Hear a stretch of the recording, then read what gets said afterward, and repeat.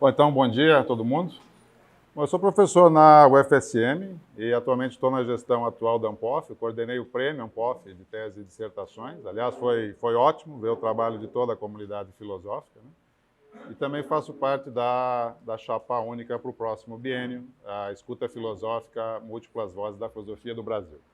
A comunicação que eu propus para o GT, ela está inserida num projeto de pesquisa mais amplo, chamado Críticas Filosóficas do Casamento. Tá? E eu aproveito também para fazer o convite para todos do GT que participem do evento online, na terceira edição, Till Reason Does Part, entre 9 e 12 de janeiro, né, de 2023.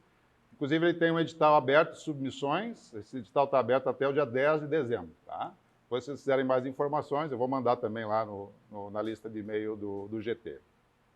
Bom, o título da comunicação é Argumentos de Filósofas contra o Casamento. Eu vou ler o resumo, para a gente ficar todo mundo na mesma página. Então, o proponente dessa comunicação coordena o projeto de pesquisa Críticas Filosóficas do Casamento, na UFSM. Um dos objetivos do projeto é identificar os principais vetores que foram propostos na literatura filosófica para reformas da instituição do casamento.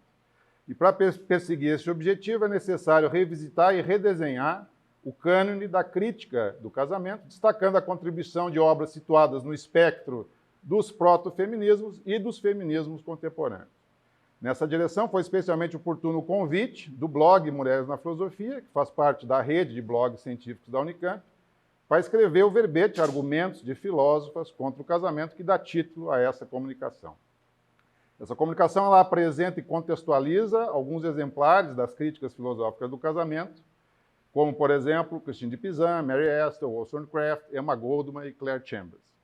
Um dos ganhos teóricos no exame dos argumentos de filósofas contra o casamento é nos permitir desconectar misogamia e misoginia. Se a gente procurar pelas origens da dicção proto-feminista nas críticas do casamento na tradição filosófica ocidental, nós vamos encontrar um ponto de partida frutífero naquela de Femme, onde a instituição do casamento é um dos principais palcos de disputa do pleito de igualdade entre homens e mulheres. Christine de Pizan, por exemplo, em Cidade das Damas, reage às acusações misóginas de uma longa tradição antimatrimonial, que inclui como seus principais momentos Contra Joviano, de São Jerônimo, Livro sobre o Casamento, Teofrasto, Lamentações de Mateolo, do Mathieu de Boulogne.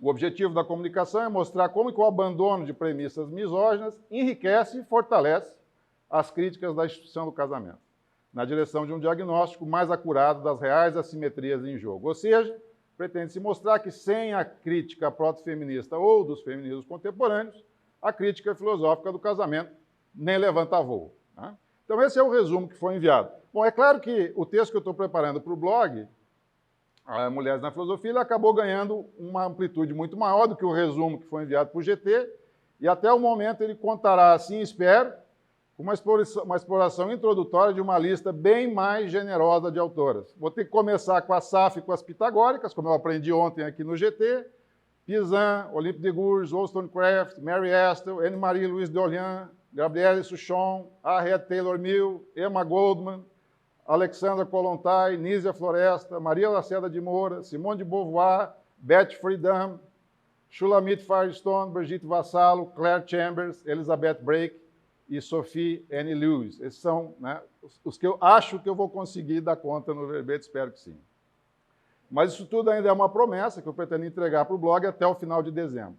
Para manter a apresentação no limite dos 15 minutos, eu vou apenas dar uma brevíssima notícia sobre duas filósofas que eu mencionei no resumo que foi enviado por GT, Christine de Pizan e Emma Goldman.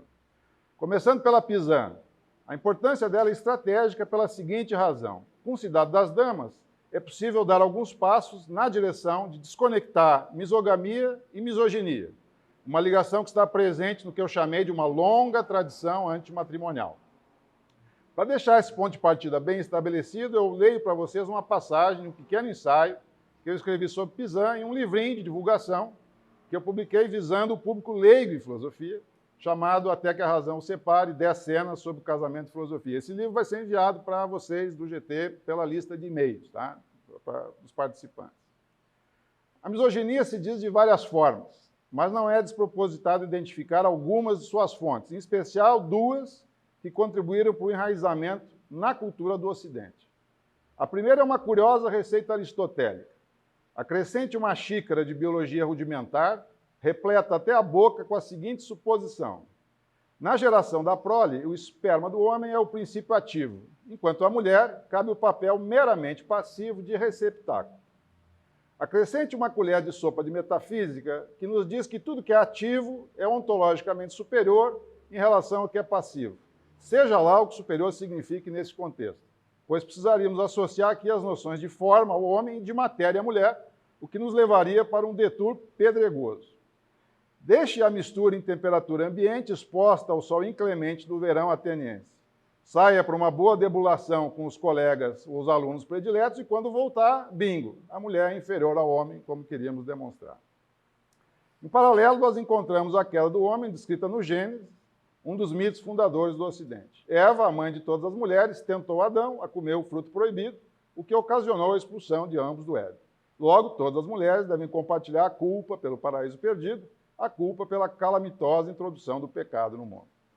Passado todo o rebuliço da maçã e da serpente, Deus olha para Eva e dispara: aumentarei os sofrimentos da tua gravidez, os teus filhos hão de nascer entre dores, procurarás compaixão a quem será sujeita, o teu marido. E como a tragédia não pode parar, Tertuliano mete lenha na fogueira no discurso sob a vestimenta da mulher. Cito: e desconhecem que cada uma de vós sois uma Eva? A sentença de Deus sobre o vosso sexo vive nesta era. A culpa, por necessidade, também deve viver. Sois a porta do diabo, sois o desvelador daquela árvore proibida, sois a primeira desertora da lei divina, sois aquela que convenceu a quem o diabo não foi suficientemente valente para atacar. Destruíste tão facilmente a imagem de Deus, o homem. Fim da citação. G. de Jung, clérigo, poeta e tradutor, com provável formação na Universidade de Paris, deveria sentir-se um pinto no lixo, nadando de braçada nessa arenga. O Romain de la Rose, por sua lavra, oferece momentos como esse. Cito: ah, se eu tivesse acreditado em Teofrasto, jamais teria esposado uma mulher. Ele não tem por sábio um homem que toma uma mulher em casamento, seja feia ou bonita, pobre ou rica, pois, ele diz, e acredite em seu nobre livro, que seria bom ler na escola, que ali há uma vida cheia demais de tormento e desgosto. A querela do Romain de la Rose é composta por uma série de textos, entre sermões, cartas e comentários, produzidos entre 1399 e 1403, colocando em disputa posições favoráveis e altamente críticas ao conteúdo da segunda parte do Romain de la Rose. Do lado da acusação, sob a proteção da rainha Isabel da Baviera, temos Christine de Pizan. Do lado da defesa, perfila-se o clérigo de Ligue, a secretária de Carlos VI, igualmente secretário de Carlos VI, seu irmão, Pierre Ricot. A presença de uma mulher sem vínculos formais com a igreja, sem formação universitária, que usava seus escritos e habilidade de copista como fonte de renda para manter a família, após a morte de seu pai e de seu marido, coloca Pizan como um ponto completamente fora da curva de seu tempo. Somadas todas as circunstâncias extraordinárias, ela ainda tivesse forças para promover uma defesa moral e política da integridade do que hoje chamamos de gênero feminino, resistindo à forte inclinação misógina presente no alto clero, nos meios universitários, na alta administração da corte francesa, é um feito admirável. Feito que marca sua participação na querela do Romain de la Rose como uma porta de entrada para uma discussão muito mais ampla e de maior fôlego histórico, da qual ela é corretamente precursora e fiel depositária. Os argumentos de Pizan contra a imagem negativa das mulheres propostas por Jean de Meung, na continuação do Romain de la Rose, destaca-se um ponto relevante para a filosofia do casamento.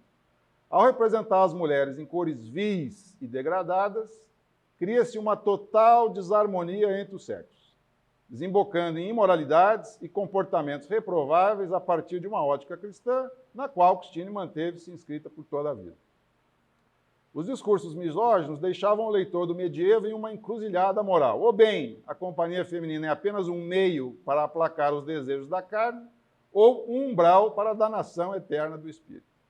Em resumo, e nas palavras da própria Christine, Jean de Meung faria uma exortação ao vício, conspurcando o sacramento do matrimônio. Se fosse possível provar a igualdade de condições entre homens e mulheres para o cultivo e habituação das virtudes necessárias para a vida boa, afastaria-se o risco dos relacionamentos conjugais darem motivo tão somente para lamentações, atribulações e chatices sem fim. A promoção da educação das mulheres, o respeito e igual consideração por suas opiniões, restabeleceria a harmonia perdida, revitalizando a fides ou amizade conjugal. Agora vamos dar um salto temporal gigante, na companhia de uma das minhas filósofas preferidas em qualquer tempo, Emma Goldman. E mais uma vez eu vou pedir a paciência de vocês para ler uma passagem do capítulo sobre Emma, de Até que a Razão os Separe. Sabe o que eu amo nas anarquistas, ou nos anarquistas? Essa mistura terna e generosa de otimismo, progressismo e utopia. Essa abertura perene de possibilidades bifurcadas no horizonte futuro da agência moral. Paga-se um preço por tanto otimismo, é certo. Normalmente, quando esbarramos em muros de intolerância e puritanismo. Aliás, um dos textos mais atuais de Emma chama-se A Hipocrisia do Puritanismo, onde é possível ler diagnósticos como esse. Cito: o puritanismo, com sua perversão do significado e funções do corpo humano, especialmente no que diz respeito à mulher, condenou-a ao celibato, ou à reprodução indiscriminada de uma raça doente, ou à prostituição. A enormidade desse crime contra a humanidade é patente quando consideramos os resultados.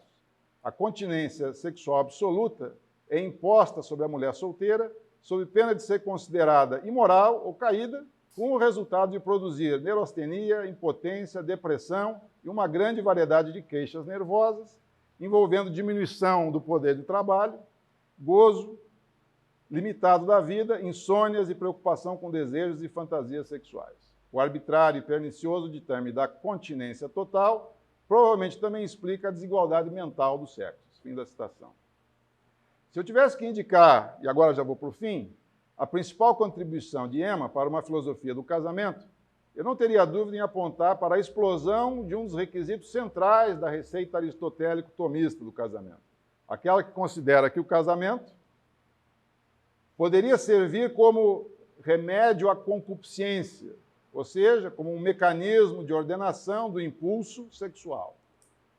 Um dos eixos centrais da discussão filosófica sobre amor livre nos circuitos anarquistas era exatamente ampliar as possibilidades da relação sexual para fora do casamento.